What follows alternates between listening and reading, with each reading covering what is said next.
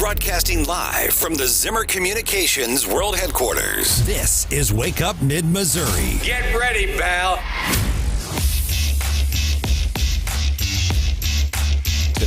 I don't think they're saying, Trey, no, but I do think they're saying not now. And so I'm going to respect the voters, and I'm going to hold on and keep working really hard and look forward to another opportunity.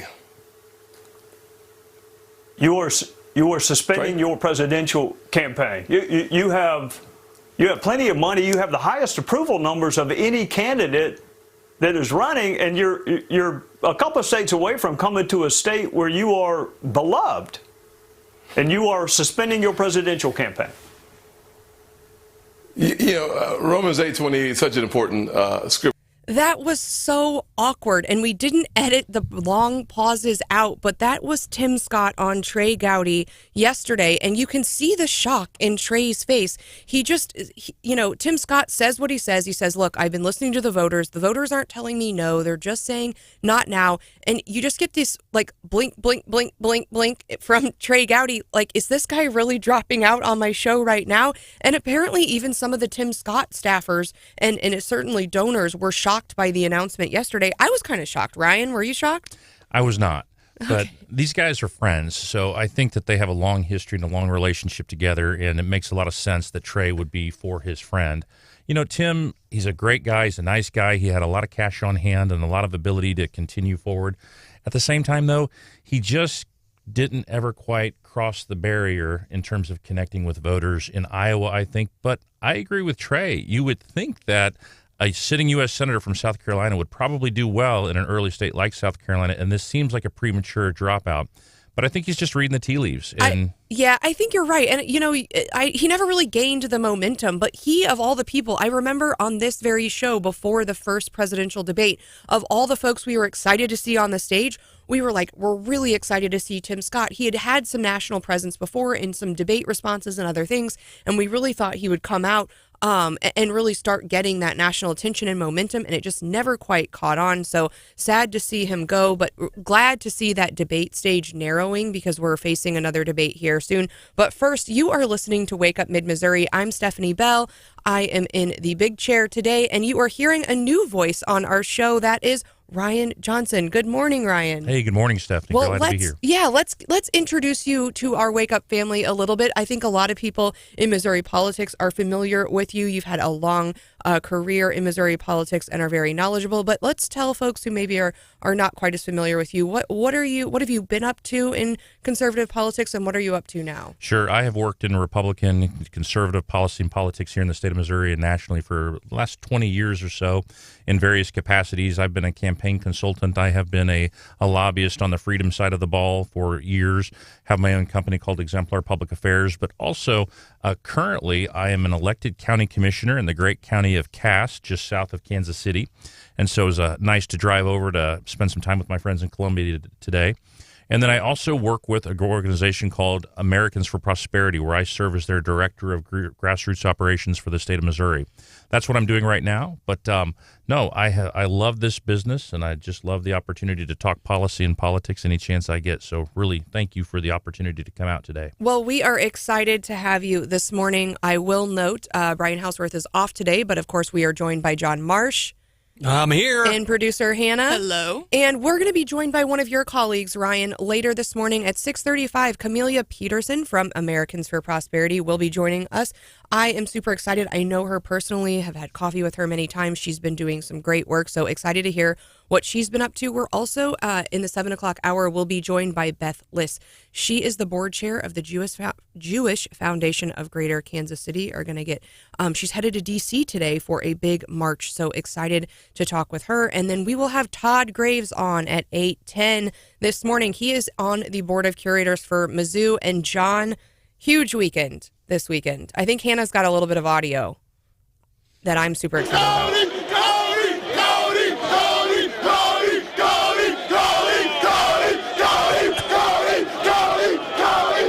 So exciting. They are chanting Cody after the big win over Tennessee. Cody Schrader is now my favorite Mizzou player, not because he's really good, but because He went to Truman State, my alma mater. Kind of an interesting story, wasn't he? Did 4 years at Truman State and then became a walk-on at Mizzou. And apparently, I don't know all of the stats, but apparently he is like, amongst even SEC players, he is like leading in rushing yards. And I mean, just had an incredible game on Saturday, John and Ryan. He was great, and that's what we like to see with that big win, 36-7 over the Vols.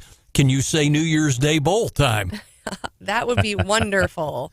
There's a wonderful headline in the Columbia Daily Tribune today. Missouri football mired Tennessee in hell. It was the best moment of the Drinkwitz era, and I could not agree more. Sadly, I only got to see about 30 minutes of the game because I had to go to my daughter's birthday party. You know, it was so... Your daughter really should have planned that better, right? Thank you. Right? And I, unfortunately, was out of town, but by luck, I was hanging out with our good friend Jennifer Bukowski, who folks on this show know, and we bumped into some friends, some lawyers who we were just casually chatting with, and this would have been Friday evening, and they all happened to be from Tennessee. And you know what? They were talking a lot of trash on Friday night.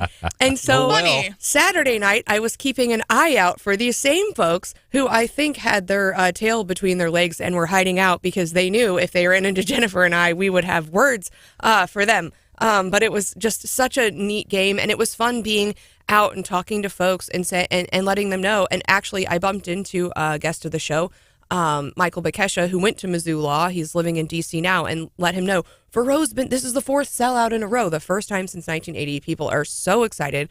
And John, what do we have next on the schedule? It's Georgia, right? No, Florida's next Florida, on the that's schedule. right. Yeah, that's our last home game. They come home for an evening game at Memorial Stadium this Saturday, and Mizzou's got their number, just like they had the Vols' number. Last Tiger tailgate of the season, too. Gates open at 4:30, and thanks to Bud Light and Buffalo Wild Wings, get free food and drinks. Oh, that's going to be so fun. When's kickoff? Do we know? 6:30. 6:30 kick. All 6:33 if Brian was here. I should have known that I would have gotten the football stuff wrong. But okay, so Florida this weekend, and then we play Georgia. Is that right?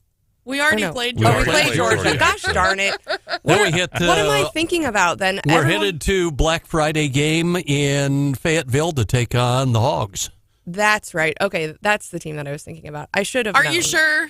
I should have known. Anyway, Or did John just bail you out? He did bail me out. I'm football. I should try not to talk about it, but I think, and that's kind of the point though here, right? Is not only is it's drawing like people like me who's, I don't follow the season necessarily all the time, every moment, all the players, but that sellout, it means more, and the school did a really good job. They lowered prices for families, and I think it's showing up in the way that Mid-Missouri is showing up. Now, the other football news over the weekend, Hannah, do you count this as football news?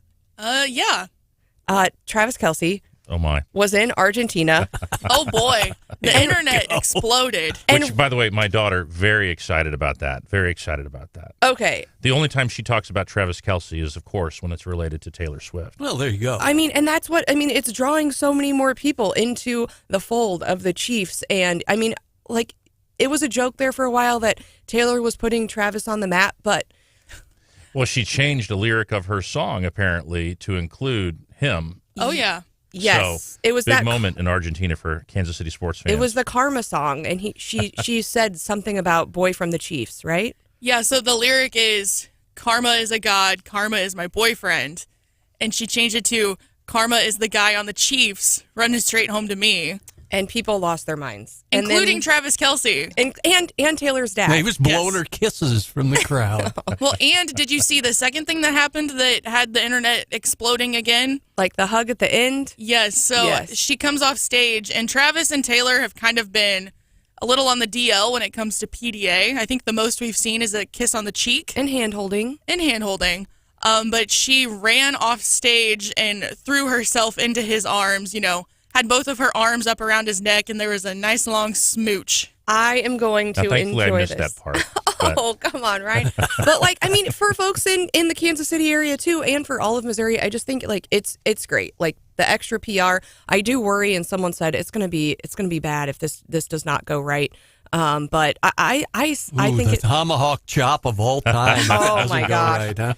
I do like the conspiracy theory that Taylor Swift and the NFL are in cahoots and that it's all just This a is all publicity planned. stunt. This is all staged. Yeah, for the Very NFL. good PR. Yeah. And I don't at know if this the point- NFL needed that much help, but whatever. But at this point, I think what we saw, it was like so authentic and genuine and like joyful, all of the clips from Argentina. And so I think all of that about it just being a stunt has really been put to rest. So excited for that. Okay. Look on the bright side. At least he's not one of the Jonas brothers. Yes. I think we can all agree on that, right? She's finally dating a real man. We all like to see it. Okay, so back to the real news. Although That was real news, Stephanie. Come on. It is for sure. But Brian, I wanted to get your take on what the implications of this dropping out of of Tim Scott dropping out. We've now narrowed the field. Mm-hmm. What camp are you in? Are you in the camp of, it's going to be Trump? Yeah, so Americans for Prosperity, the other company for which I work, has taken a pretty clear position nationally saying that they are not in support of a Trump 2.0 candidacy, or I guess this would be 3.0. They are not in support of that because they don't feel like he can win the general election. I think a lot of people are there. Having said that, though, me personally, I do believe that Trump will likely be the nominee. But we'll see. Some of these polls that have come out recently have been very favorable to Donald Trump as we move forward. In Georgia, he's +7. In Nevada, he's +3. North Carolina, he's up 9. In Ohio, he's up 8. And these are all polls that were taken very recently, and these are head-to-head polls in these specific states. So does Tim Scott's withdrawal really mean anything to a Donald Trump candidacy? No. I don't think it really matters too much to a Nikki Haley. It might help DeSantis a little bit. The thing is, though, and it's all about momentum, right, and who kind of catches it at the right time. When you get to Iowa, it doesn't really matter if you're ahead in the polls or not because Iowa is a caucus state, and it's an old school, maybe the original caucus state. So what really matters there is who shows up to the caucuses. Just because you answer a poll and say that you like Donald Trump or you like Ron DeSantis isn't necessarily meaningful. It is whether you will go and take a Saturday and spend all day in a caucus room to actually win the caucus on behalf of your candidate. And in that regard, Ron DeSantis is actually doing probably much better. Now, does it revealed in the polls in Iowa? No. But in terms of the people, the caucus goers, you have a lot of overwhelming evangelical support and participation. Well, and you'll remember a couple years ago when Missouri was caucusing, the polls were very clear, but then Ron Paul's folks really turned out at these caucus and got really, really close on some of these. And we're doing caucusing, basically old school caucusing here in Missouri. And we got to talk through some of the math because we had some guests explaining it to us. And I think this Tim Scott dropout could affect potentially those states that are doing old school caucuses like here in Missouri. All right. Well, we have a fun show lined up. We've got lots of guests. Of course, Camellia Peterson with AFP will be joining us at 6:35. But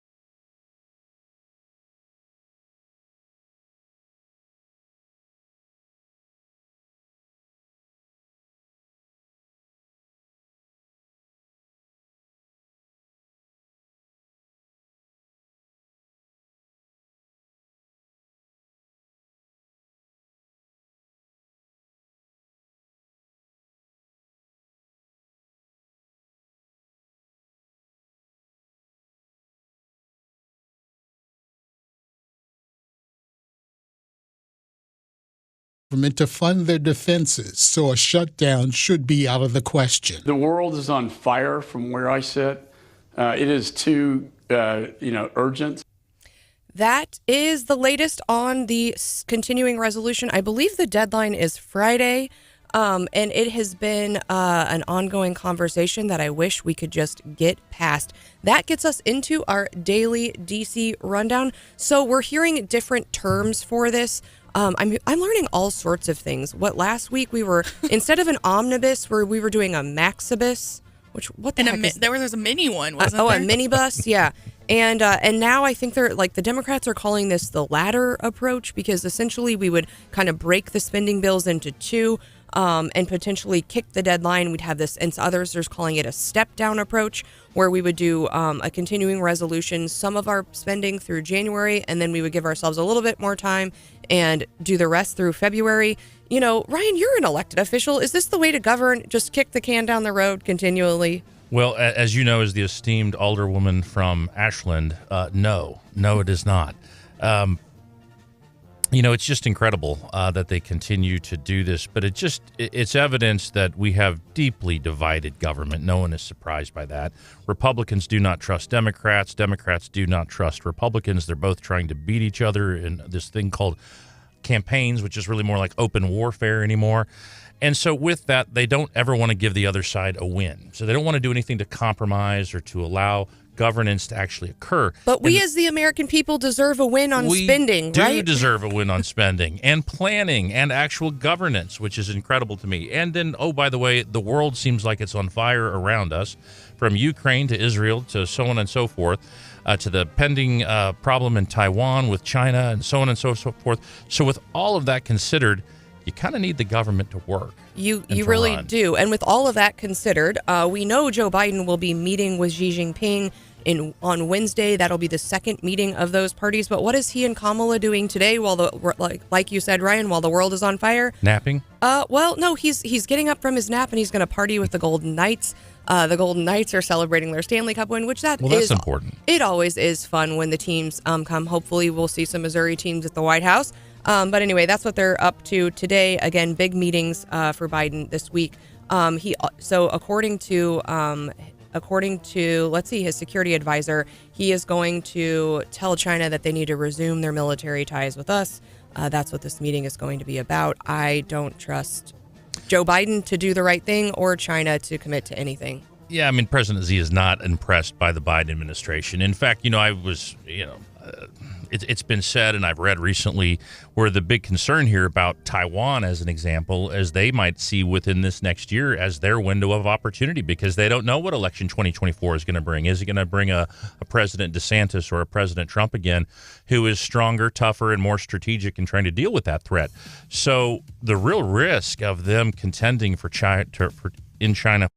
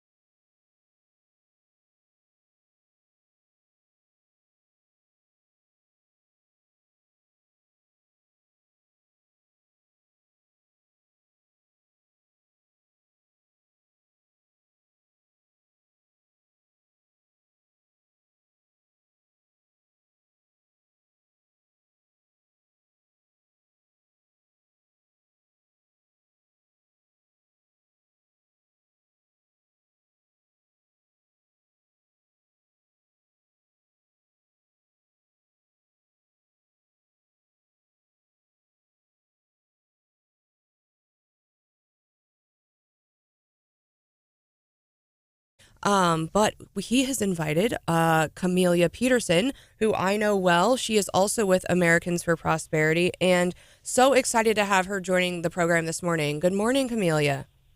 Good morning. I'm so excited to be here with you. All right. Well, I wanted to talk to you about the last election cycle. I know you guys are looking forward, and I know you guys are doing a lot, but maybe for folks who aren't as familiar with Americans for Prosperity, you guys put up some big numbers on the grassroots front, and that's what you focus on. What were you doing, and especially in relation to now Senator Schmidt?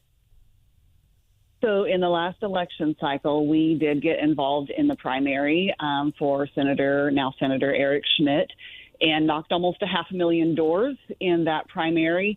And I will tell you that probably not only most important thing, I suppose, that came out of that, obviously, was the win.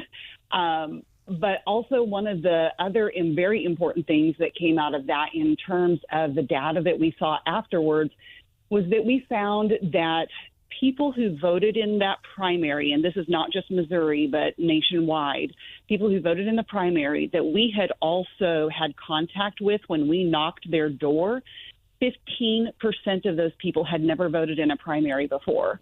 Wow. And that was really a big number and is really driving a lot of what we are doing right now with the emphasis on making that personal connection with people, not only at the doors, but by phones. So I think I may have skipped a quick step, but so you were all in for Eric Schmidt in the last election, but before that, you really had to decide, who am I going to go all in for? And right now, as you're evaluating candidates for the next cycle, tell us more about Americans for Prosperity and what types of principles you're looking for in candidates when you decide, hey, we are going to go knock, 500,000 doors. Right. It's a lot of doors. It is a lot of doors. Ryan and I both knocked lots of doors. But, AFP is very free market based. We work on a lot of issues that include, economic issues, healthcare, education, free speech, all of those kinds of things. And so we look for candidates who obviously are aligned with us on those principles and the values. Another thing that we look for as well that maybe not every organization does is we also have a civility standard. So we are really looking for candidates who are going to be statesmen and stateswomen. And so that's one of the things we evaluate when we're vetting them. How do you vet civility? That's what I want to know. How do you vet statesmanship? Well, we obviously look at how they conduct themselves, say on their social media or, when they are in public at meetings with, various grassroots groups or doing events. If they are currently in office, we also really look at how they conduct themselves, on either the Senate floor or the House floor with, their fellow legislators, whether or not they, get down into petty personal politics. And I think maybe one thing you're saying is, maybe if you were forced to resign from office and then you decide to make a run, like maybe you shouldn't be counting on an endorsement from AFP. Right? I would say that we probably really would take a serious, hard look at that. Right. All right. We are talking with Camellia Peterson of Americans for Prosperity. Camellia, I know you've been out so many times over the past years in election cycles going door to door. This time around, what are you hearing about abortion and the potential for all those states' rights, potential constitutional amendment changes? What are you hearing from the voters you talk to? So I can tell you that people are concerned about this, but what might surprise you is that when we are going door to door right now, and we're doing so here in Missouri too, largely with voter engagement and ID, and just kind of getting feedback from people on what is most important to them. Really, the number one issue, almost without exception, that they say is their top issue every time is the economy and inflation. People actually usually don't bring up abortion when we talk to them at the doors. Very few people. Now, I will say that changes if you go to some of the Republican meetings or some of the various conservative grassroots groups meetings. You will hear about that much more in those meetings, which to me is a little bit interesting because I think it probably illustrates the divide in the party right now on this issue and kind of why we're unsure where that's going to go.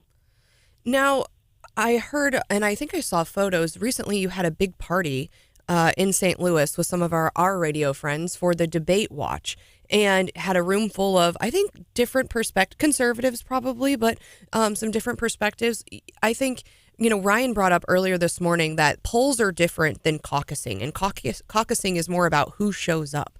And, I think who shows up to a debate watch party, where we probably lean on the nerdy side there, people like you and me and Ryan. But that sounds like a fun Saturday night, doesn't it? I am all about debate watches. I think they're great. But what was the feeling in the room? What were you hearing from people? Is it different from what we're just hearing on national TV from the talking heads?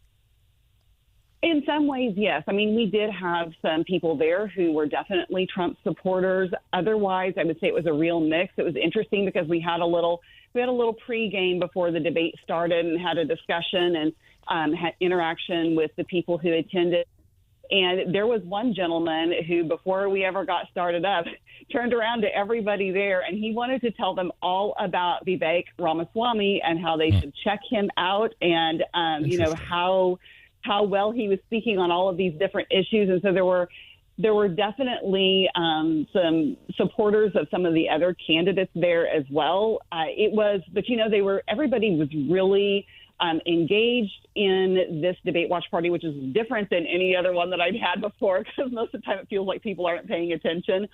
But they were really listening to what the candidates were saying. I think it helped that the field on stage had narrowed down more, and the candidates themselves were more focused on policy issues than they were on trying to one-up each other, although there was plenty of that too. But now, Camellia, we already talked about this morning that Tim Scott dropped out since, but was there a sense in the room of who won the debate? And then also, too, were you in agreement with who do you think won the debate from your watch party the other night with Americans for Prosperity in St. Louis? Sure. So I think people were mixed really between Ron DeSantis and Vivek Ramaswamy. And a lot of the people I talked to would have said that Ramaswamy would have won the debate. And I think that is largely because he's just very, very good at debating. He's a pugilist, right? Yes. And he's just, he's quick-witted. He knows his stuff. So he's just very good at it. And so I think that, I think people respond to that. But people were also pleased with, how Ron DeSantis conducted himself in the debate as well. So I think it was really between the two of them. Do you think it was Governor DeSantis' best performance to date? And do you think he helped himself? Oh, I think so. Yeah, I think that he did help himself. A lot of people said that when we were talking about who would have the most to gain coming out of that debate, and it really was Tim Scott's opportunity to really, make himself known in a last-ditch effort, and I don't think that worked out for him very well. And so probably who gained the most in that was likely Ron DeSantis, because I'm not sure. I actually think Nikki Haley probably hurt herself. So we talked about your involvement with the with supporting now Senator Schmidt, but you also watch the state legislative races pretty closely, and so as we're approaching 2024, as we're approaching a new legislative session, what issues are you really hoping kind of bubble to the top, and you are going to be counting on some of your your aligned legislators, your people you count on for AFP? What do you hope they do in January? Sure. So we are currently vetting state candidates right now. And I will tell you that our kind of top 4 priorities that we're looking at include education reforms like school choice, economics. So tax reform, like we want to get rid of the income tax. Can I get an amen? Yes. Amen. And, also, doing some things that will get us a more free market approach to health care, getting rid of certificate of need. And then court reform is kind of the top, but it's also the most difficult to do. But I will tell you that probably the number one out of all of those that we are keeping an eye on right now and will be pushing is education choice and education freedom. And honestly, legislators have been put on notice that we are watching how you are voting on school choice. And that is definitely a criteria that we look at when we determine whether or not we're going to endorse. And you've obviously engaged in primaries before, so My guess is you might do so again. Maybe not at the U.S. Senate level because Josh Hawley's not going to have a primary this year. But state senators could be put on notice that there could be a primary challenge, and AFP could potentially back their primary challenger. Is that what you're saying, Camellia Peterson? That is absolutely what I'm saying. Interesting. Well, and I guess, like, we've heard it from our own state senator in Mid-Most, Caleb Rowden, that education was number one. We hear that on the stump so much, and it seems like, well, everyone supports educational freedom, which is why I've just been, flabbergasted that we can't get, like, anything real done. And so what has been, what has been the hang up? What are the roadblocks, and how can we, do something better this session? Sure. I think there are a number of different challenges when it comes to the obstacles to education choice. And one of those is that the urban-rural divide is very real. This is not so much a left-right issue because there is a lot of bipartisan crossover in the school choice issue. But I think there's a lot of fears about how it would affect school districts in rural areas. And I think a lot of people just need to learn more about what the impact would be for them. And also, to be honest, school superintendents hold a lot of sway with legislators in their area, and the school is usually the largest employer. And I get it. The school is central to a community. And so the idea of changing that dynamic is scary. And so I think we have a lot of work to do in terms of education. We also, need to persuade a lot of those legislators as well. Yeah, you make a really good point. It's for those in mid-Missouri who follow the Missouri legislature or who work near and around the Missouri legislature, they know, and that vote count is everything. And so when you only have, 85 votes for the concept of open enrollment last year in the Missouri House, that's only 3 votes north of the 82-vote constitutional threshold to get it over to the Senate. So easy to kill something in terms of legislation down there when you don't have a substantial vote count coming out of the House and really substantial state Senate support. So it sounds like what you're saying is really elections are the name of the game, and increasing that vote count in the Missouri legislature is really the focus. They really are. And I will tell you, I'm encouraged coming up in this next election cycle for especially some of the House representative races. There are people who are being primaried who were opposed to open enrollment, voted against it, are opposed to school choice, and they are being primaried by candidates who are in favor of school choice and education freedom. Well, personally, I just want to say I'm thankful for your work in particular, Camellia, and all of the work of AFP. I think you guys are doing great things. If there are other folks out there who want to find out more about what you're up to, where can they go to learn more about AFP? So you can find us on social media, Instagram, Facebook, X, Twitter. Just look for AFP Missouri. And if you would like to let us know what you think about things in Missouri, you can also go to MissouriSpeaks.com, and we'd love to hear from you there as well. Thank you so much. I'm so glad you were able to join us this morning, and we hope to talk to you again real soon. Thanks so much. Thank you. And you can find her at Rare Camellia on X, formerly known as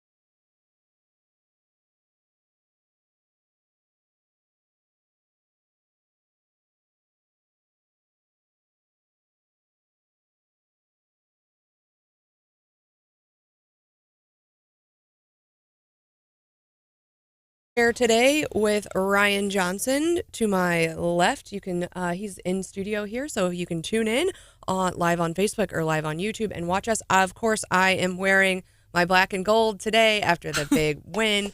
Woohoo! MIZ. Yes, ZOU. Very exciting game. John, what was your favorite moment? Oh gosh, I guess Cody Schrader's kind of breaking records for the Tigers, a couple hundred yards total, and a bunch of them not only carries but also receptions. Man, he was on fire. He really was, and I was so excited. I tweeted out "Bulldog Forever" because he came from Truman State, and actually, a local news source here, I think KOMU, is saying that Cody Schrader found a local business owner. Let me grab his name real quick. But he is he is using the new NIL legislation to his benefit. And I saw that. Derek Kent is the local business owner. He has CrossFit Versus and Smoothie King. And he also, I think, has some Jersey Mikes. And the two connected because Derek Kent used to play football for Truman State. They started chatting, and the article is just wonderful about Cody talking like, hey, I've always had an interest in entrepreneurship. So the fact that this business owner reached out to me, we could connect on football. And he says, even beyond my football career, this relationship's going to mean a lot to me in my life. I'm getting not only, the benefits from NIL, but also kind of this mentorship. And I've met him and his family, and we're going to be friends for a long time. And that's got some feel goodness to it. I'm happy for him. Well, because Cody's a fifth-year senior, isn't he? Right. Yeah. So, he's got to be looking for what's next. That's a great contact to make. And so we talk about the money pouring in, right? But here locally, most people aren't doing deals for big national corporations. They're working with our local business owners. And I think the more we can get our players off the field and into our community and sticking around, I think the better we are. But that impact of that legislation, Ryan's huge.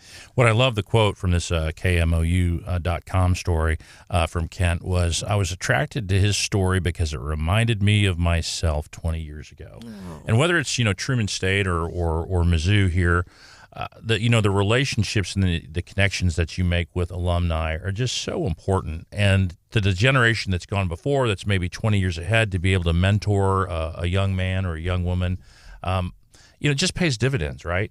And I love how alumni, again, of Truman or Mizzou or other great institutions around our fair state give back to those.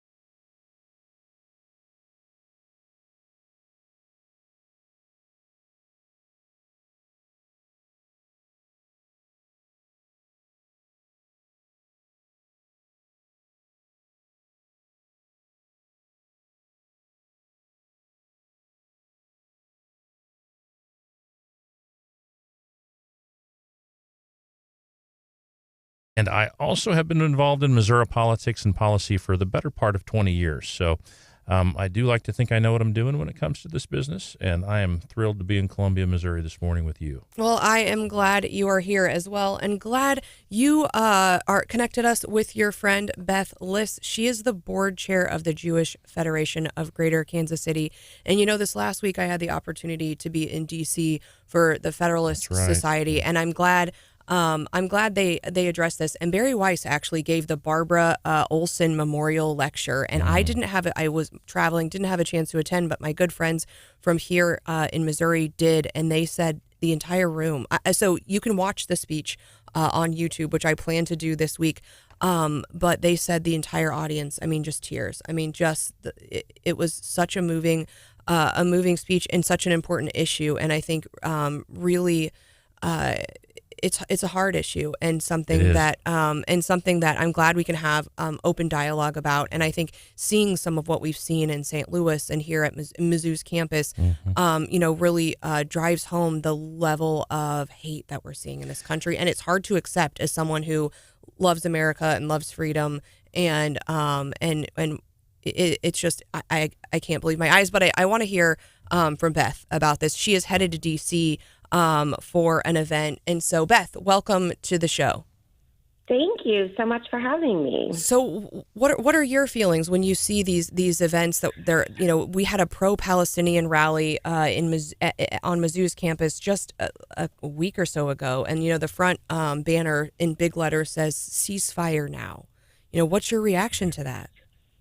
So it's been a very hard 5 weeks for certainly Israelis and really for Jews all around the world. The notion that there would be a ceasefire comes from, I believe, a lack of misunderstanding of facts and what's going on. October 7th was the deadliest days for Jews since the Holocaust. As Jews, so on October 7th, not only was it Shabbat, a holy day for us as Jews, but there were 2 days of holidays that marked the end of Sukkot, which is a festival of harvest for the Jewish community. And Saturday and Sunday, so the 8th and 9th, were 2 days where the holidays are observed, where Jews wouldn't, religious Jews wouldn't be in communication with TVs, radios, phones, all of that stuff. Yeah, they're not on their cell phones, right? Right. Yeah. Obviously, Israel mobilized pretty quickly once they realized what was going on. By the time I contacted friends there, nieces, nephews were already called up to base. In fact, Israel called 100% of their reserves up, 150% showed up. So, we as Jews and the Jewish community and Israelis didn't even have time to process what happened that day, the atrocities that happened the day, the 240 hostages that were taken, children, babies, elderly, just pulled away. And that's not a secret, right? Hamas has shown, distributed, celebrated, cheered what has been going on. So for us, the notion of a ceasefire, until we got hostages back, there was a ceasefire. There was a ceasefire on October 6th. October 7th, Hamas violated that. So well said, Beth Liss. Yeah, and you're headed to D.C. for this event. So tell us, what are you doing in D.C.? I am. So, we have all seen the rallies of hatred and anti-Semitism that kind of glorify these attacks. They scream anti-Semitic tropes to them. This is going to be a peaceful march. If you've seen or seen rallies for Jewish communities, that they're very peaceful. We're singing a lot of our unity songs, certainly the Israel national anthem, which is called Hatikva, which that beautiful. Translates to Israel as hope. In fact, I've been wearing a necklace that says hope since this started. So really the rally is three purposes. We're demanding the return of these hostages, which hopefully we can get them returned and back home. So bring them home. You've heard that chant. Really also to combat anti-Semitism. Robert Kraft of the Patriots started a campaign in the spring with this little blue square. I wear it on my jacket. The blue square represents 2% of the U.S. population that are Jews, yet, before this was over 50% of hate crimes. Overnight, we saw worldwide a spike in anti-Semitism. So that's the second thing. The third thing is demonstrating our support for an unabashed backing of Israel, with funds that we've received from both parties, Democrats, Republicans. Just that support is so crucial for democratic countries and just all over the world. When you see the countries that are backing Israel, you see the countries backing Hamas, they're democratic countries. Israel's the only democratic state, tiny, tiny state in that whole Middle East region. We're talking with Beth Liss, who is the board chair of the Jewish Federation of Greater Kansas City. John? Beth, we haven't seen the kind of protests in the Kansas City area that we have seen in some of the major metros at all. But I know we talked to a rabbi last week on the air with us from St. Louis, and she talked about the seen and unseen security that's been stepped up at synagogues, not just in Missouri, but nationwide. How wary are you? How nervous are you about the state of affairs in this country surrounding all this? Well, certainly we've upped security.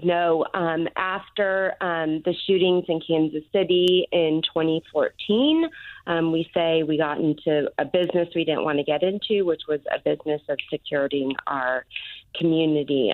So far, we've raised little close to $9 million for a 10-year plan for security for the Jewish community, and certainly that now has to be upgraded. So when you're talking about rallies and demonstrations and peaceful protests, the amount of security that we need to feel secure it's costly, and we want to make sure that people that are speaking out are safe. So yes, that has been an issue. We've had some Havdalah, which marks the end of the Sabbath and sort of starts the new week. We've had a couple of those. Leawood City Hall was gracious to work with us to have that on their front porch. And on this past Saturday, the New Reformed Temple in Kansas City, Missouri, worked with us in security to have about a 30-minute, unity space for people to gather. Beth, this is your good friend Ryan, and I am looking forward to seeing you later this week and wish you all the best in terms of your time in D.C. But, I wanted to just ask you, maybe if you could explain for the average American who might not be too familiar with the Jewish community or the Jewish faith, maybe just in a nutshell, and I know that's rather hard to do, but can you maybe speak to Jewish identity, Jewish culture? Why is it different from, being Catholic or Baptist or Methodist or something like that? Obviously, we have the differences of, I think Jesus is the Messiah. You think differently. But beyond that, what are like the real cultural implications of being Jewish in America? And talk a little bit about that and the deep connection between Israel and the Jewish people for those that might not be as in the know about it as you are. Yeah, so that's a lot. It is. But yes, the beauty to me of Judaism is that there are all spectrums of observance in terms of the religion itself, but there are also a lot of things that culturally are associated with being Jewish. And really, there culturally kind of comes from way back to even, places after the Ottoman Empire, how customs and things were observed in different countries. So some Jews of Sephardic, which is sort of Spanish and Northern Africa descent, celebrate customs and holidays just a little bit different. They have different foods, they have different customs. And then Ashkenazi Jews, which are sort of the European Jews, have different foods that you're making, different ways of celebrating. Even synagogues are laid out a little bit different, just kind of based on customs. But yes, you are right. As Jews, we believe that the Messiah hasn't come yet, but that doesn't mean that we don't see other religions, have an understanding of them, and really respect them too. For Israel, it's a country that is full of mostly Jews, but Arabs and Christians too. Muslims, Arabs, Christians, they all have rights. If they are full citizens of the state, they can vote. There are Arabs that serve in the government, in the Israeli government. There's even Arabs in the government that speak out against Israel as a state. But because they were voted in by the processes of the country, they're able to serve. So a lot of them serve in the IDF, the Israel Defense Forces. So it bleeds over in and out. For us, when we say never again, that is never again is now. And, as Jews, we always have current passports because we know we can always go to Israel, and we need that. So as an American Jew, you always have a passport, an Israeli passport as well as a U.S. passport? No, I don't have. No, okay. I could. The minute that I land in Israel, I could declare that I want to be an Israeli citizen, and I have that right. And that's called making Aliyah, is it not? Yeah, Aliyah. Yeah, I don't. We don't. My family doesn't. But my boys and my husband and I always have current passports. And I think that's part of the point that I wanted to make for those that might not know. You are an American. You are an American citizen. You are a Jewish woman, but the deep connection between Jews and Israel is really ancient. And even modern Israel, though, even though you're an American and this is home, Israel is still home. And just to your point, anytime that you want to, you can get on a plane, fly to Israel, arrive, and say, "Here I am. I want to be an Israeli," and the process then starts immediately. Correct. And so there is a strong connection. It's different. My people came from, Germany, Ireland, England, so on and so forth. And why I might have some affinity for those countries, that's not home. This is a different level of connection between American Jews and the nation of Israel than I think most Americans have to the countries that their ancestors came from. And I think that's an important point to make to help people better understand the strong connection. Yeah, I am a proud American. I mean, and I am a proud Jewish American. Yes. But I think it's powerful, and I think, as someone, for those of us who aren't Jewish, to recognize and to allow space for our friends in the Jewish community for October 7th, because as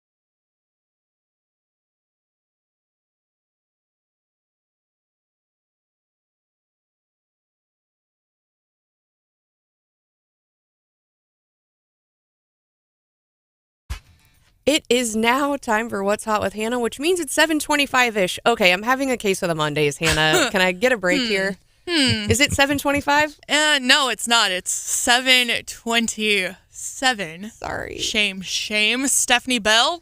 We'll blame it on Ryan. Okay. Right? Yes. That's usually what we Let's think do about when we that. have a guest co-host. Sorry, Ryan. There is a thrift store in Wales. We're going across the pond. That's gone viral because they had to issue an interesting statement to the public. And that's because they were receiving donations that they weren't necessarily wanting, needing, or looking for. And they were trying to get children's toys from, for Christmas. Oh. They were requesting children's toys specifically. They got other kinds of toys of the adult variety. So they had to issue a statement, and it says, quote, "Could those of you who kindly donate please be mindful that we are a children's charity, and as such, we have a range of ages on our wonderful volunteer team. We therefore ask that you refrain from donating your used and unused marital aids. Oh, no. We would like to remind you that the branch has CCTV so that these items can be traced back to their owners." Oh, no. Can you imagine getting a knock on the door saying, "Hey, we've got your marital aid," as they put it. "I think you accidentally donated this." Maybe you didn't accidentally donate it. Either way, It's so embarrassing. Why would you do that? Awful. Just awful. Yeah, there are some things that Stocking stuffers, huh? Oh. there are some things that you just shouldn't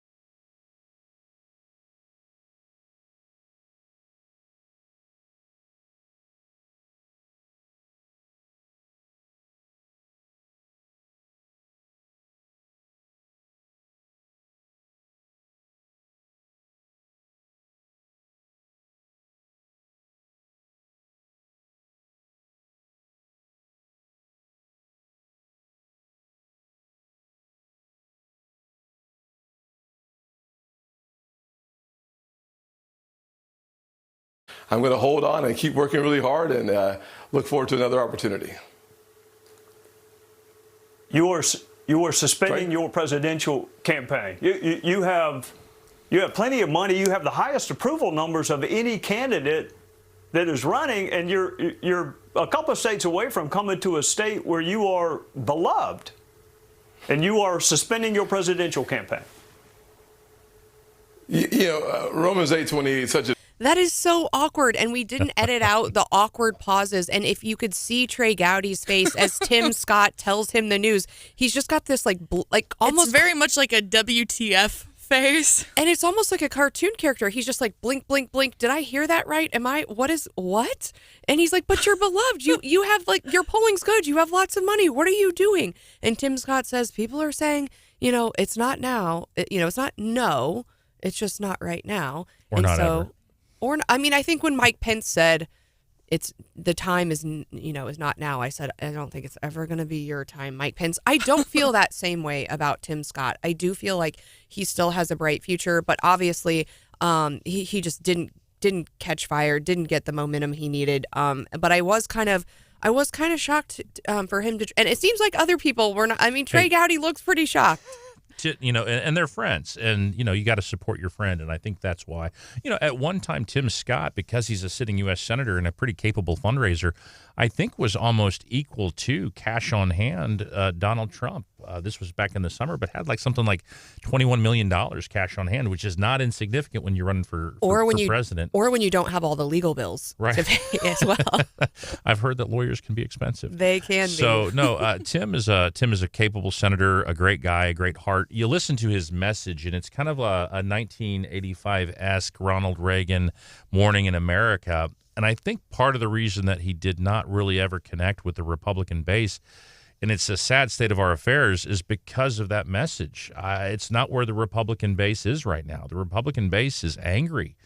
They are on fire. They feel like their country is being lost in a lot of ways, and they want people who are authentic and genuine and who are fighters to come alongside them, channel their anger into effective solutions to try to, quote, save America. And that's why I think people that do a good job of reflecting that anger and channeling that anger are doing a little bit better with the Republican base right now. And I guess the question in my mind, though, is where do these Tim Scott voters go? So I'm looking at the Real Clear Politics average, and Scott most recently was sitting at about 2.5%. Again, Pence had 2%, and those seem like small numbers, right? But if you look at the numbers for everyone else, I mean, that's what, 5% total that we've lost of recent dropouts. Ramaswamy's only got 4.7. Haley's got 9. I mean, add 5 to any of these other candidates, and that's pretty big for them. You're all of a sudden doing a little bit better. Yeah, sure. I mean, I guess my point is, if you weren't already all in for Trump, if you had decided it's not for me, Trump, I'm not doing Trump this year, I don't think he can win, and you were in the Tim Scott camp or you were in the Mike Pence camp, I don't see those people defecting over to Trump. I see them picking another non-Trump candidate. I agree with that.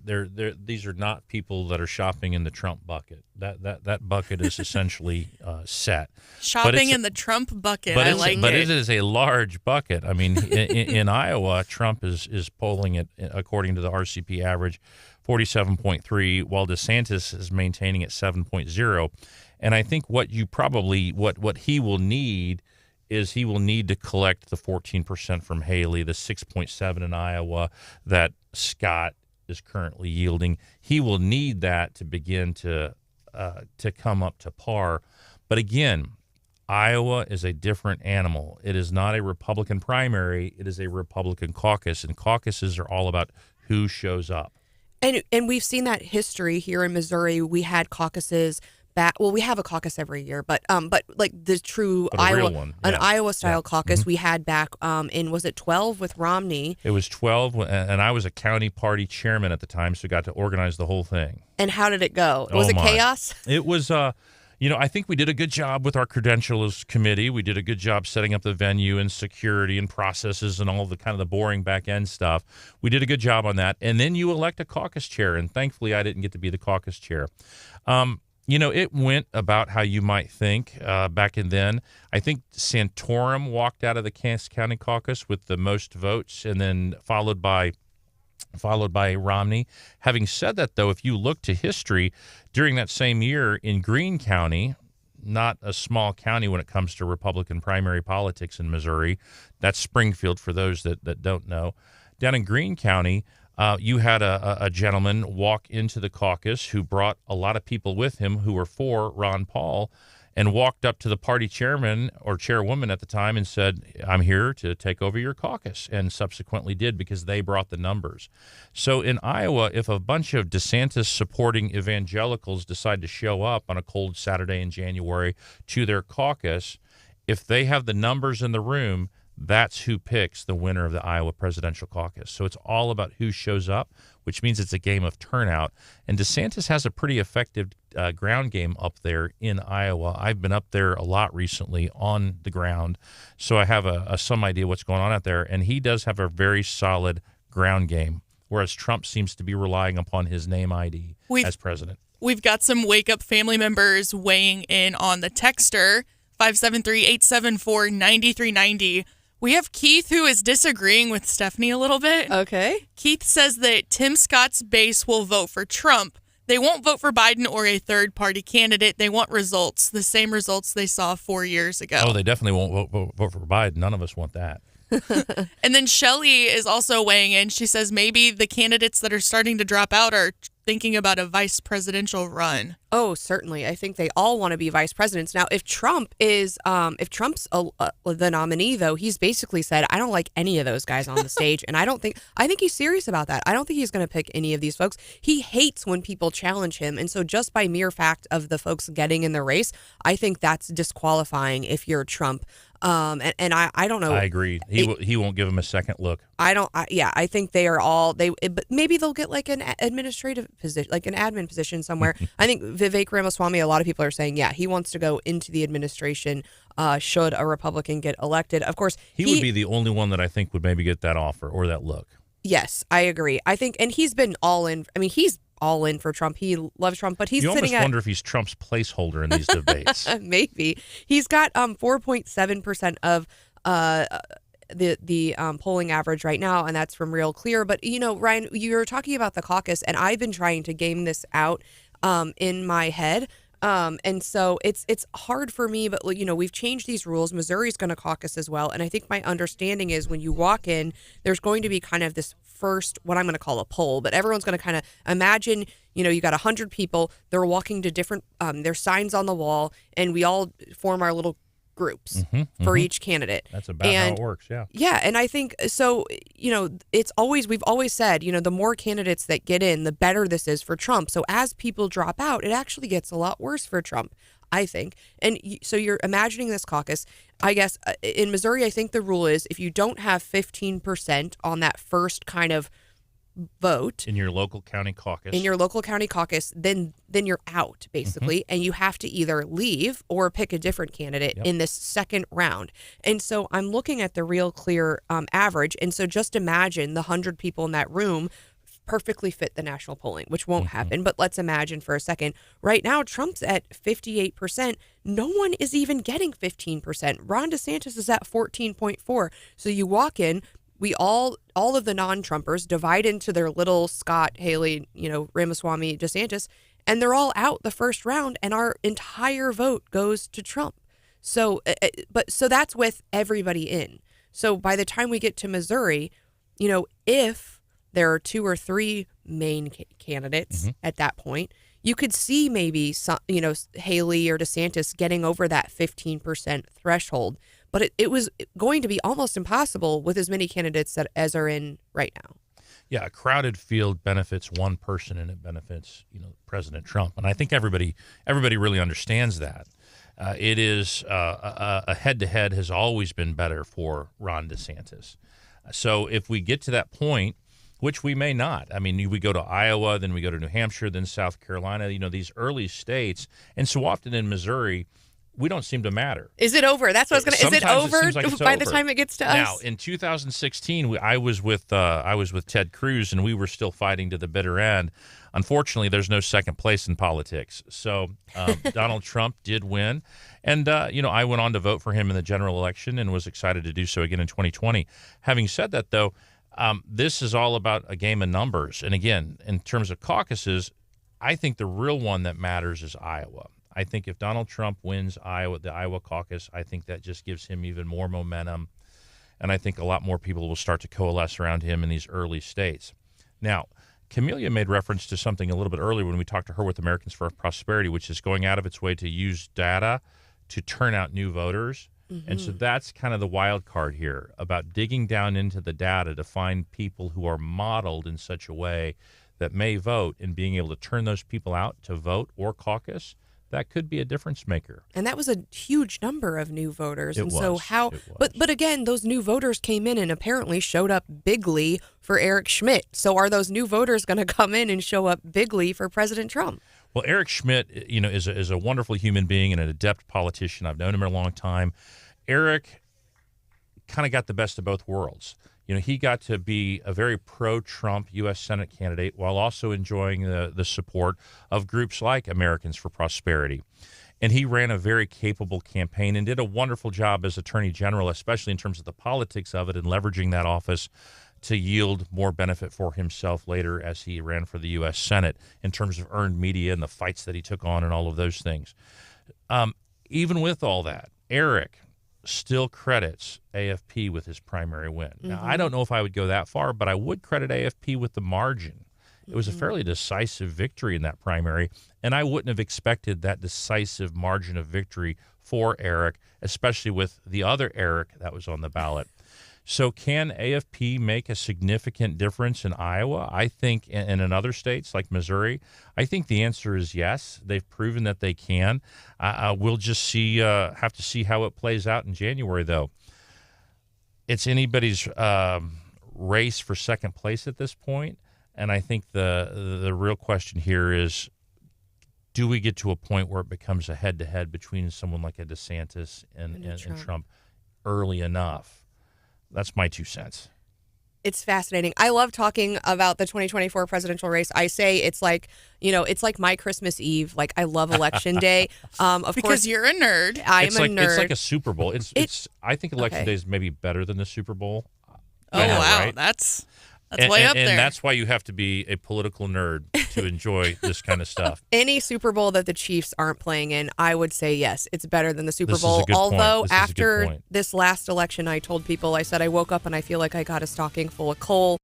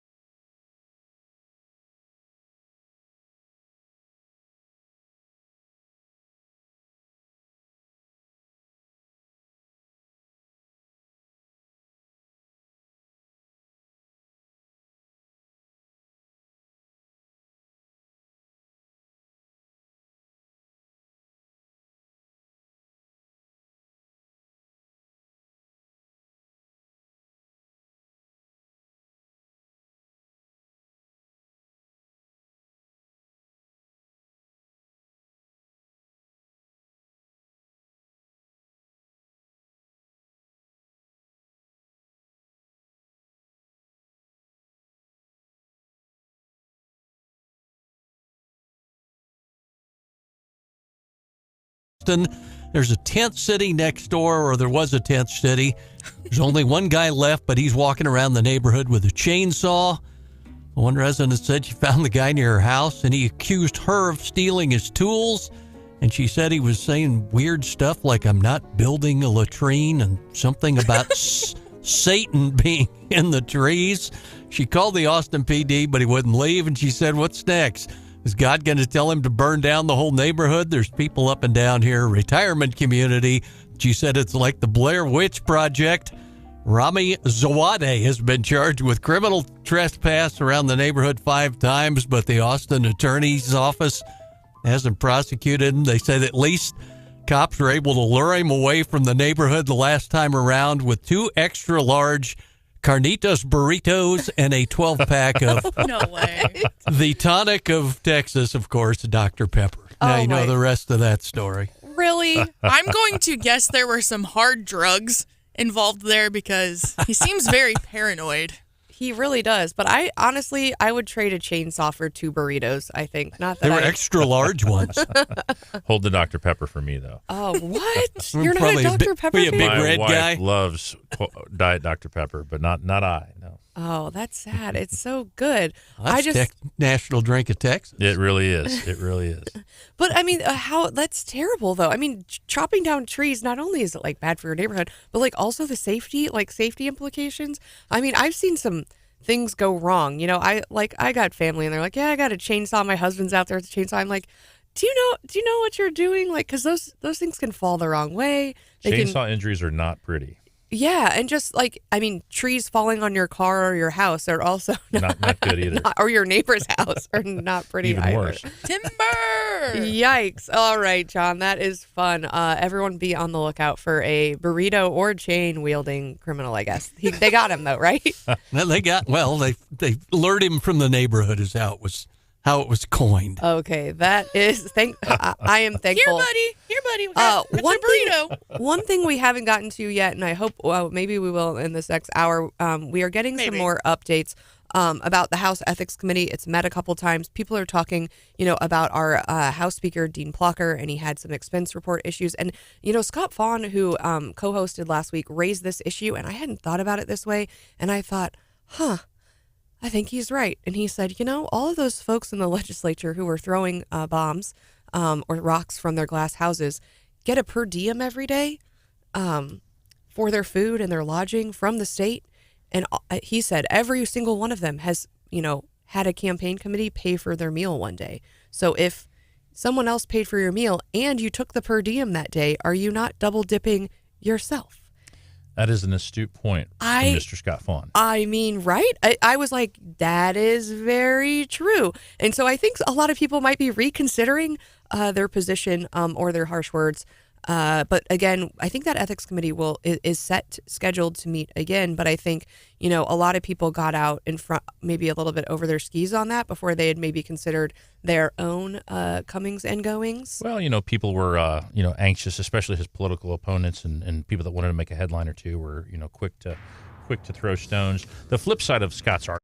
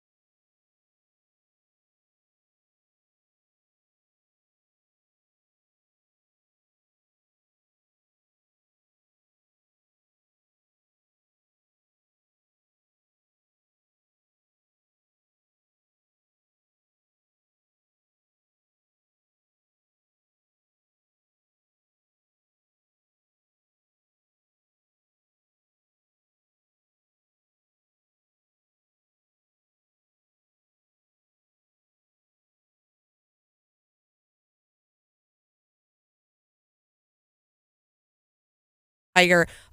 Big game on Saturday, and we are still celebrating. I am wearing, if you tune in on Facebook Live or on the YouTube, I am wearing my black and gold this morning, and I'm especially happy because the night before I met a whole bunch of lawyers from Tennessee, and they were talking all sorts of trash.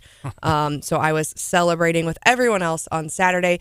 I'm Stephanie Bell, and I am joined this morning by co-host Ryan Johnson. M-I-Z. And on the line with Z-O-U. and on the line with us, we have Todd Graves, who is on the Mizzou Board of Curators. He is also the founder of Graves Garrett Law Firm out of Kansas City, and he is also chairman of the Herzog Foundation. And we appreciate you being with us this morning, Todd. Hey, guys. How you doing? Doing very well. Thank you.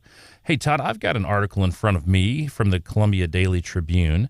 And the title of that article, you might like this, is Mizzou Football Mired Tennessee in Hell. It was the best moment of the Drinkwitz era. Can you maybe talk a little bit about the game, your reflections upon it, what it means for the university, and all of those things? Because as I understand it, Tennessee had kind of owned us for the last couple of years, and we really put it to them.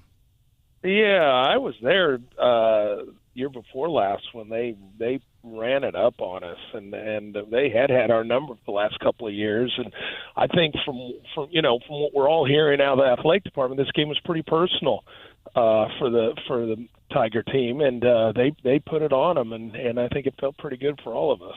Well, and that kind of came to a culmination, and John, I might need your help here, or anyone else on the line. This whole icing of the kicker, you call the timeout right at the very end. You don't need any of the points, and these points don't matter, but we still, that was personal, wasn't it, John? Oh, for sure. We've seen coaches want to run it up on them, and it's a message that we're sending, and when we're sending the message, it's great. The other guys, maybe not so much.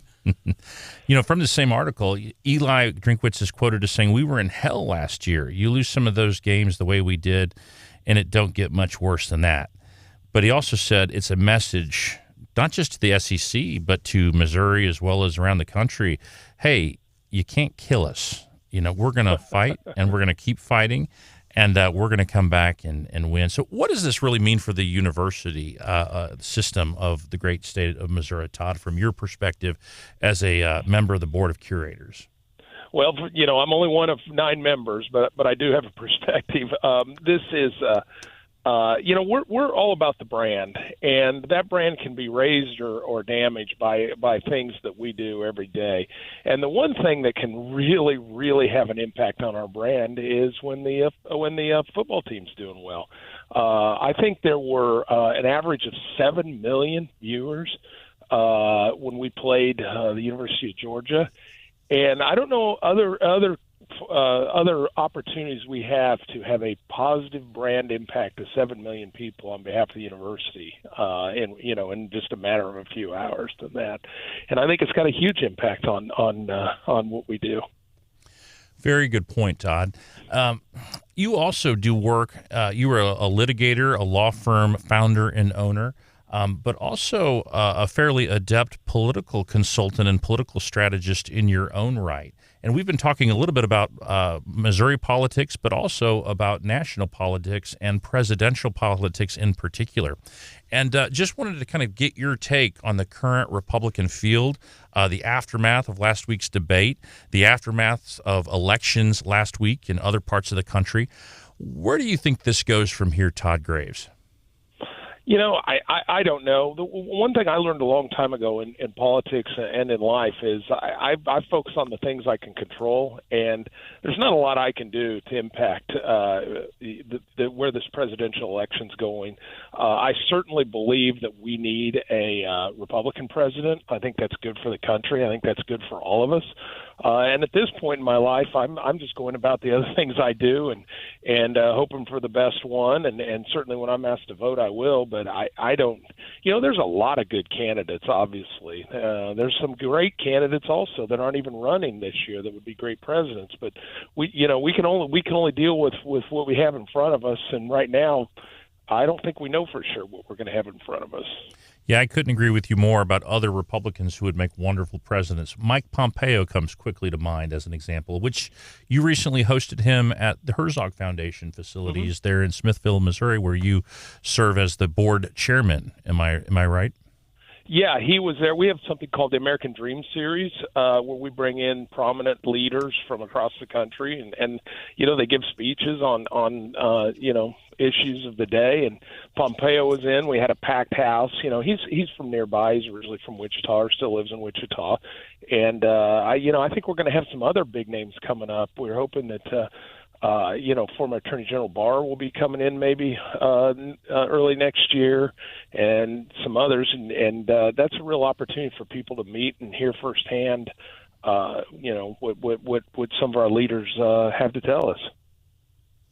Todd, with your contentious confirmation hearings we saw a couple years ago with the filibusters and all that over in the state Senate, and you've had a couple years under your belt now, are you concerned about university funding and all the politics that surrounds an election year, or do you think it'll be smooth sailing? Well, the university is entering a period. We've had several years of unprecedented funding. In many ways, we've been a little bit spoiled, and obviously we believe we're putting those funds to good use, but we're not going to have those sorts of funds going forward. We've had huge capital projects, lots of opportunities, lots of things we've been able to advance, and I think it's just part of the give and take. I'm not concerned. I think we're going into a different era, but we've got some big projects on the horizon. We've got the research reactor. We lead on that in that whole area in the entire country, and we've got huge opportunities. And I think that's something the next 2 to 4 years we're going to be focusing on a lot, and other programs. But we're in great shape, honestly. I'm very happy with where we are. Well, and how do you see the curators and the university's responsibility in making college affordable to Missourians? And, with all the student loan woes, and I know here producer Hannah was really she was a Mizzou student, was really hoping maybe she'd get some student loan forgiveness, didn't get it, and I know families who were kind of there and got multiple kids. How do you balance, providing a world-class education, but at the same time making it affordable for people? Well, I think we balance it pretty well. I've got my fourth child there now, so I've had 4 kids go there, and they've had academic scholarship opportunities. We paid a lot of money. I've got one in graduate school there currently, and when I compare to what we would pay in other places, other opportunities, I'm pretty happy with what we've got. I mean, it's always a challenge for every parent. But we have to balance that with our mission, and of course our mission isn't just the biggest part of our mission obviously is educating students, but research is a huge part of our mission. Extension is a huge part of our mission, and there's just a lot that we need to do. And I think we do a pretty good job. It's not A+. We make mistakes, but we do a pretty good job balancing all that, I believe. Todd Graves joins us. He is on the Mizzou Board of Curators. Todd, one of your other hats that you wear, though, is chairman of the Herzog Foundation, which is still, I think, a relatively new-ish foundation. Maybe not everybody is familiar with it. Could you just, in a few words, summarize what the purpose of the Herzog Foundation and what you hope to accomplish is?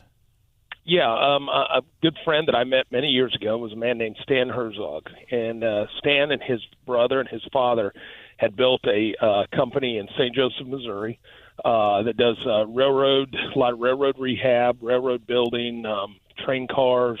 They run public transit systems. They build them. They build highways. And they built this company up, and Stan wanted to leave. At his passing, he owned probably 85% of the company, and he wanted to leave all that money, left a little bit for his children, who he loved, but he wanted to leave most of that money for the purpose of advancing Christian education, particularly in K through 12. And Stan died a little younger than any of us thought he would. He had a tragic accident when he was about 69 or 70 years old. And so we didn't have a whole lot of guidance.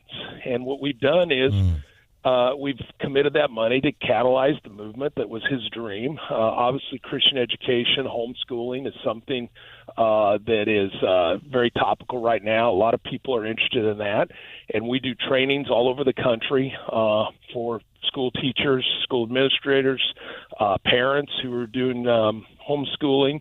We also have publications and other, rich media options that we provide, and we're all over the country, and I believe we're catalyzing those opportunities for people that are interested in that. Any events coming up for the Herzog Foundation? Ryan, you were telling me one's coming up here soon? Yeah, no, I am going to attend one that they're hosting on Thursday out there at the Herzog Foundation in Smithville, Missouri, focused on Israel. And but Todd, I can let you speak to that or any other events that you might have coming up. Well, yeah, and Ryan, sadly enough, we have so many events coming up. We're doing 100 trainings a year and many other events that I know that event's coming, but you probably know more about that particular one than I do. But we're doing 50 events a year in Smithville and 50 events a year just on the training side. This doesn't include the American Dream Series speakers, or we do some, we're doing a rally in Arkansas and other things. But just on the training side, it's a lot to keep track of. But you probably actually know more about that than I do. Well, I'm looking forward to it. I think John has a question for you as well. Yeah, Todd Okay.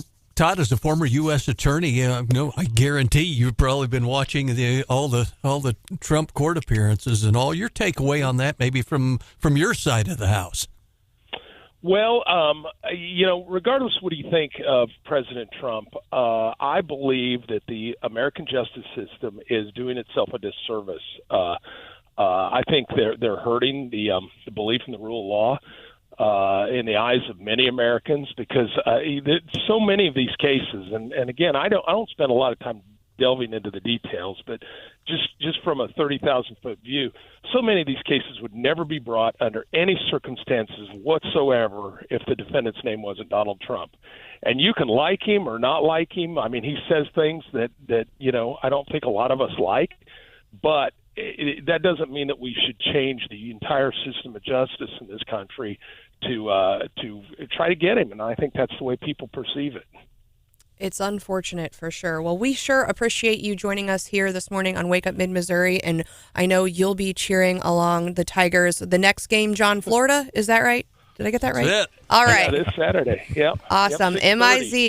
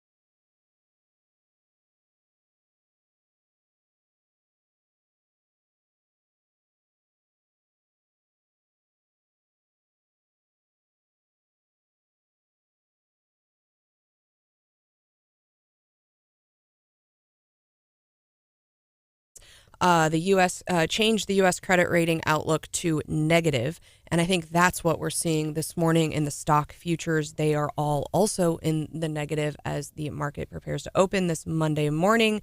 And so I thought, when I saw this headline from Fox, I thought, yes, that's exactly what I need, because as we look to the next year and we start planning our vacations, the U.S.'s outlook on it is not great.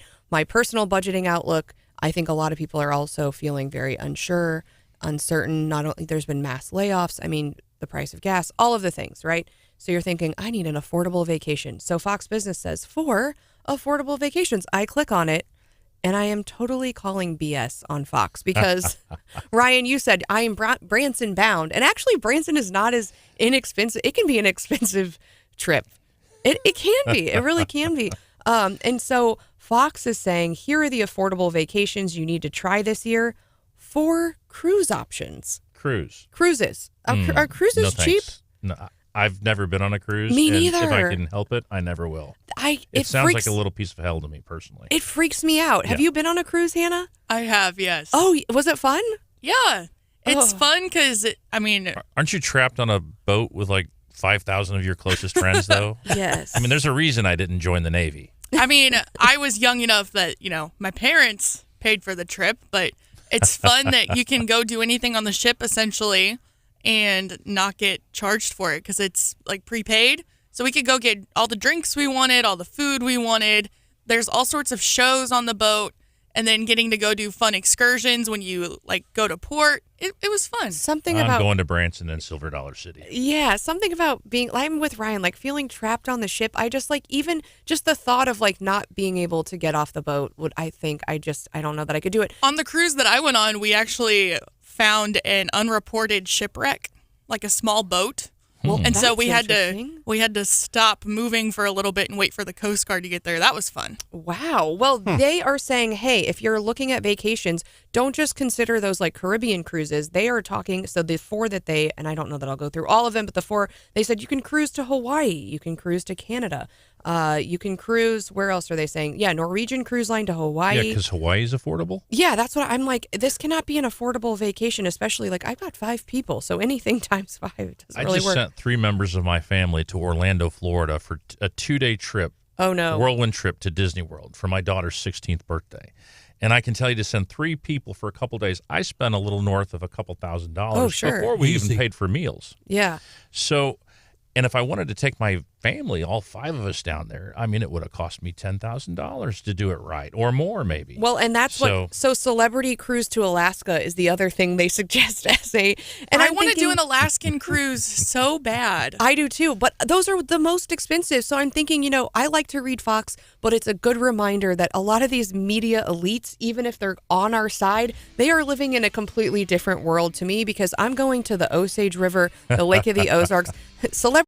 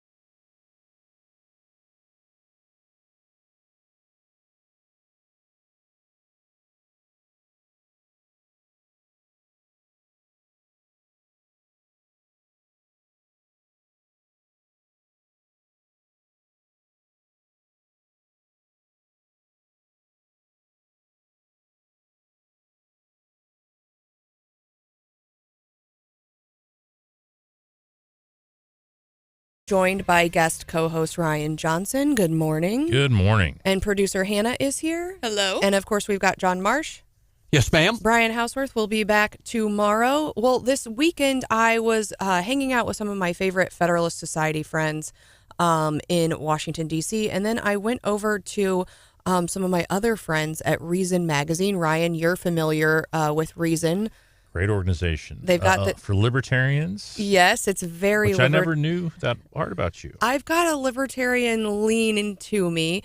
And I always find their discussion very fascinating. So we talked a lot about transportation and big tech and free speech, and they did a great day of programming. One of my favorite panels they did, though, is they got 3 of their youngest staffers up on stage, and they interviewed them and said, as a very young person, maybe 21 to 24, how did you come to libertarianism? Because it's not just like you wake up one day and you're like, I'm a libertarian. And so it's different now for the younger folks because they also probably didn't come to libertarianism as many millennials did in reading Ayn Rand. A lot of people got on to Atlas Shrugged or The Fountainhead. Are you a millennial? I am a millennial. Oh, my. Barely. Just barely. Okay. So most people who have some libertarian leanings or knowledge about libertarianism that are a bit older came at it through books. Sure, and now, a lot of things they're finding are what's on the internet, and their discussion really was, I almost kind of came to the principle on my own. I graduated college in COVID, and so I learned to distrust the government in a hurry, having lived through the horror that was those years. And so I went looking on the internet for something to validate and be able to share how I'm feeling. And so I found it really interesting, but also just really encouraging. These kids are and I say kids, but they were, hardworking, and they're they're doing hard journalism. They were articulate and thoughtful about their lives and about what they'd been through and about the future. And I was super impressed. But in the end, it's encouraging. Well, it is encouraging, but then you think, well, even though we're maybe expanding the libertarian movement, does a libertarian ever really stand a chance of winning anything really big? And the answer is probably no. I mean, so if libertarians want to win elections, they will find a home in the Republican Party. And we've seen that a little bit. And we've got some good, strong libertarian-esque candidates or even members though of I'm Congress. Old curmudgeon Gen Xer. Yeah. I still define myself as a traditional conservative with a strong libertarian streak. Yes, I think I'm probably in that same camp. So, and I've said, and a couple of my peers disagree with me on this, but I think the future of the Republican Party, you're going to see a lot more libertarian leaning when it comes to social issues, and then more of that conservative fiscal issue camp. I sure hope so. I think we're diverging right now, and you've got a lot of people going that direction and then a lot of people doubling down on the social side. But the question is, does it matter, right? We have some more. I mean, if we can draw more libertarian ideals into the Republican Party, I think we would be better for it. But third-party candidates still have a really hard time. But we're seeing some movement, and I know there's an article out about RFK on the Democrat. Now, he's not a libertarian, but he's potentially, could take votes away from Biden like you would think a third-party candidate would. And then we've got Joe Manchin suddenly announcing his retirement because he was going to lose, right? He was, That's a Republican seat waiting but to he's happen. been threatening for months to go in with this no labels party, which is right. not a party, but really a third party. But they have, assuming they overcome some of the ballot access issues, do you think third parties play a role, Ryan, in 2024? I think they play a role in the sense that they take votes away from one of the two principal candidates. RFK is an example. I mean, for his entire life, he's a committed leftist and considered by most as a bit of a conspiracy theorist. But then he goes on shows like, and I hope I'm not committing an unpardonable sin on radio here, but he goes on a show like Joe Rogan's. Oh, yeah. And he talks about being, kind of a common sense, skeptical of the vaccine, not just the COVID vaccine, but others. And he starts making sense to people who are questioning and distrusting government. And so you find a lot of libertarian-leaning folks who are intrigued by him. And then you have recent polling that shows him at about 22%, which is not an insignificant number when you start having multiple candidate races. And you start to see him appealing to people who are what I would call Republican primary voters, as well as the skeptical left and the people who are, quite frankly, just done with Joe Biden on the left. Now, this whole like move to the middle, right? No labels organization. When Manchin announced his retirement, or not retirement, but that he wasn't running for office, like you said, because he's going to lose, he also talked about how he wanted to go travel the country. Well, he's not going to do that in his own dime and time. Someone's going to pay him to do that.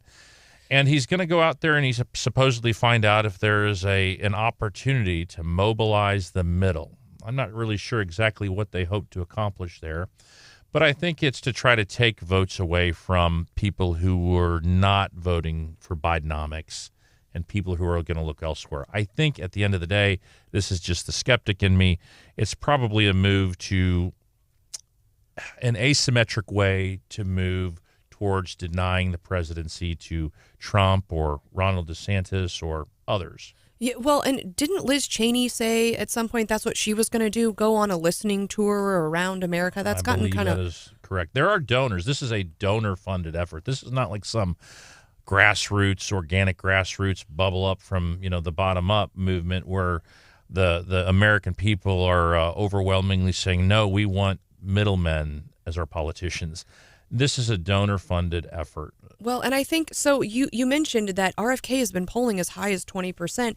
The last independent presidential candidate to poll at 20% was Ross Perot in 1992. I mean, it's And look what happened there. Exactly right. And arguably denied a second term to George H.W. Bush. So they can absolutely have an impact, especially if they start to climb in the polls and they have a little bit of, money and momentum, quite frankly. It's kind of interesting to me, we talk about libertarians, Republicans with libertarian bents and all, and we don't really zero in on anybody on Capitol Hill like we did in the days of Ron Paul and Rand Paul and how they wore their libertarian on their sleeve, so to speak. Well, because I think they're finding it harder. I mean, as the party becomes kind of headed up by Trump, people are very sensitive to getting reelected, and I think it's been harder. But, you got like Thomas Massey, I think, is really popular among libertarians, and I think a lot of it is based on your district. And so, but you're right. It's funny that you bring that up, John, because the woman who did the interview at Reason with the young folks, Catherine Mangu Ward, she is the editor-in-chief there, and she said that. She said for about 10 years, it was like a bingo card, and everyone who interviewed here just said Ron Paul, Ron Paul, Ron Paul, because that's exactly how they got into the movement. And so she was saying now that's not what we're hearing from people coming up. They really aren't, as familiar, and they weren't, caucusing for Ron Paul. And so who is that next, like, libertarian? I don't think it, obviously, the independents we kind of have floating around now aren't of the Ron Paul variety, but wouldn't it be interesting to get someone like that back that people could really get excited about and push us in that direction? Well, of course, you can listen to our favorite libertarian on the radio station starting at 9 this morning, Gary Nolan. Of course, he's my favorite. Former libertarian candidate for president a number of years ago. Exactly. Gary is a legend. He is just legendary. Ask him. just like John Marsh, our other legendary member of the Wake Up family. So, as we continue to watch this, I think it's fascinating, and I think, even if I'm hopeful, I still have a lot of hope, because even if we can't see a candidate be necessarily successful on the national stage, I think they can inject, and I feel the same about Ramaswamy, honestly. His whole, I'm just going to abolish these departments. In some ways, I'm like, yeah, we really should take a hard look, and maybe we do need to start over. So even though he has no chance, I think they inject new ideas and can guide the discussion in a way that maybe it wasn't guided before. And I would say the same for our third-party candidates. I think we absolutely should discard and do away with portions of the government, the whole departments. Of course, you remember a former Republican candidate famously messing that answer up. Yes. But, Department of Education is an example. I mean, education is not a local and a state issue. Should it be? Yes, it absolutely should be. It was intended to be. A lot of money, a lot of direction, a lot of micromanagement from the feds. It's not proven successful. I think as we move in that direction, I mean, the CDC is another example. Does the CDC have really any credibility left after COVID and some of the misinformation that was put out there? So there's lots of places to start, but it's interesting to see young people organically coming to libertarianism, which hopefully will lead them to republicanism. And I say that selfishly. Will they begin to do that? And it's interesting that you bring up the point that they've done so really without that one central figure, right? The next Ron Paul. I think a lot of people thought that maybe Rand was going to fill in for his dad or kind of inherit the mantle, but you've not really seen that. And there doesn't really seem to be that one central figure, that one central voice. But, that's part of the beauty of libertarianism is that it is organic in nature, right? It's bottom-up approach. It's people coming to these principles and these ideas on their own through observance of what? Government acting wrongly. Well, and I'm glad you brought up the CDC because you reminded me that I teased a story earlier that I never got to about our sleep habits. I'd like to say that was intentional, but it wasn't. It was very well done. Well, I will, but no, so and I think earlier I said, I don't know if this was a government recommendation or not. It was. The CDC told everybody that they needed 7 to 9 hours of sleep, just like they previously told us we need, 9 to 11 servings of bread every day. Pyramid or They've whatever. walked that back. And yeah, we should take a hard look at them. So previously they said, the most important thing is just hitting that number. Get your 8 hours a day. And now there's a new study out, and it's not good for those of us like Hannah and me who love a good nap, because they're saying... No, don't you come for my naps. They're saying even more important than the 8 hours of sleep are your sleep habits in getting regular sleep. So they want you to be have a routine. You should be going to bed. Naps are a part of my routine. No, they said that's makes for interrupted sleep. And I love napping too. But this new study, it was published by the Journal of Sleep, found what that do they know? They don't know nothing. Sleep regularity reduced the risk of premature death from any cause by 20% to 48%. And they're calling irregular sleep habits that include inconsistent sleep and wake times, interrupted sleep, and napping. So I feel attacked. Okay. And triggered. You should. Yeah, triggered. For sure. I think you all, as nappers, are in very good company. And I will just remind you that during World War II, none other than Prime Minister Winston Churchill napped every day at 3 or 4 o'clock in the afternoon. And this is a well-known fact. And, of course, he helped lead the free world out of World War II successfely. So you're cigars in good and the company. brandy didn't hurt either.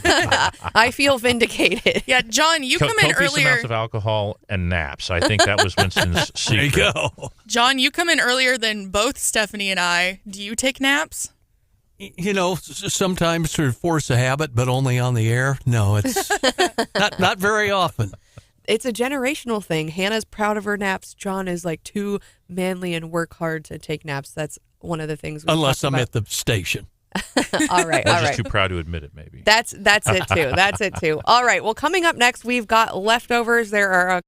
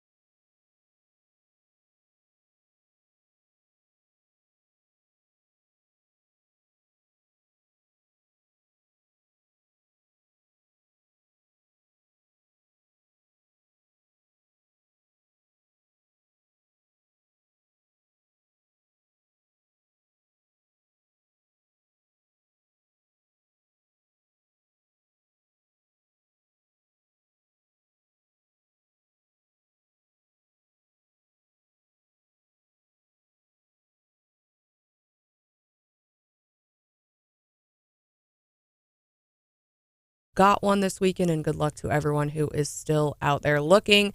Hannah, we want to, if you don't have somewhere to be on Saturday, we've got something for you. Our last Tiger Tailgate, right? Yeah, it's going to be in front of Mizzou Arena on Saturday. Gates open at 4:30. You can find a list of locations. You can pick up free tickets on KWOS.com or 939theeagle.com. And thanks to Bud Light and Buffalo Wild Wings, get free food and drinks. Sounds like a fun time. I have personally been to the Tiger Tailgates and always enjoy them. And of course, the weather has really been cooperating this fall so far. So I don't know what the forecast yet is for Saturday, but I'm hoping it cooperates. They have been absolutely packed. It's been beautiful. And so exciting day here in Mid-Mo. John, it's time for leftovers. Yep, and to be the spoiler, oh no, watch out for snowplows tomorrow. What? No. Yep, Columbia crews doing their winter training already. When the Oh, John, starting tomorrow morning. 1,400 miles of streets to deal with in Columbia. 700 of them are the priority routes, so they will be tuning up the snowplows tomorrow. Way to bury the lead there, John. That's it. More sun, 71 in the forecast for tomorrow. Nice. Ryan, what's sitting in your fridge? There is a headline from the Springfield News Leader that says many voters remain undecided about Missouri's 2024 elections in a recent poll. Now, I'll tell you, polls this far out don't mean anything, but to those of us that pay attention to this stuff, the nerds amongst us. Nerd alert. Yes, thank you. It said among decided Republican voters, Lieutenant Governor Mike Kehoe received 19% of affirmative responses, indicating he would have their vote, with Secretary of State Jay Ashcroft receiving 18%, both well within the margin of error, and State Senator Bill Eigel trails at 6%. Now, I think most of the, again, nerds amongst us that pay attention to this stuff this far out would say that Jay Ashcroft would have been the likely heir apparent just because of name ID alone and his father, John Ashcroft's long service in the state of Missouri, which tells me that Kehoe is doing a very good job of running almost the perfect campaign so far, given those numbers where they're at early on. I would also probably caution people who are looking at, in June of, I think it was when Governor Greitens first ran, in June of that year, he was at 6%, but he won 2 months later with like 32% because he had lots of money to put on media and he had a really strong message back in the day. Fundraising is so important. It really is. Money drives message through media. It really does. And, while it feels like we're now within less than a year of the 2024 election, and for us nerds, it feels like it's all we want to talk about and think about, and it feels... In the same way it feels like a long time away, it feels like it's coming up really soon. It'll be here in a blink of an eye. Closer for the primaries, too, Yes. in Missouri. Yes, exactly. And for the, the Iowa caucus, which, eventually January 16th, I think, will narrow things really quickly. So it seems like it's far away. And I think, so separating the national from the state, I would say, I think there's still a lot we're going to see a lot of movement at the state, and maybe even some newer candidates, some people drop out. Who knows? It's anybody's race.